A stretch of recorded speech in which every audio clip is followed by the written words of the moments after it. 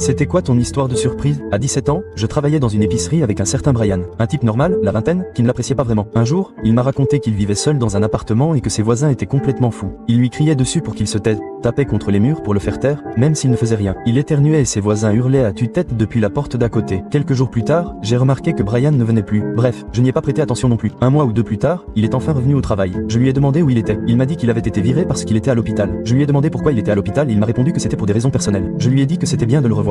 Quelques jours plus tard, je discutais avec un autre collègue. Il dit: tu as entendu ce qui est arrivé à Brian? Ouais, il était à l'hôpital et il a été renvoyé ou quelque chose comme ça. Mais tu sais pourquoi? Non, il a dit que c'était personnel. Voilà ce qui s'est passé il y a quelques mois, avant la disparition de Brian. Il était seul chez lui quand ses voisins ont commencé à lui crier dessus à travers les murs parce qu'il était trop bruyant. Brian s'est dit: j'en ai assez, et a décidé d'appeler la police pour qu'elle s'en occupe. La police est arrivée et a commencé à parler aux voisins pendant un bon moment. Les heures passent entre la police et les voisins. Il appelle donc à nouveau la police pour demander ce qui prend autant de temps. La police répond: on est parti il y a 1h30. Il s'avère que les voisins ne lui criaient jamais dessus. Brian était schizophrène et entendait des voix dans sa tête. Il a dû être interné dans un hôpital psychiatrique.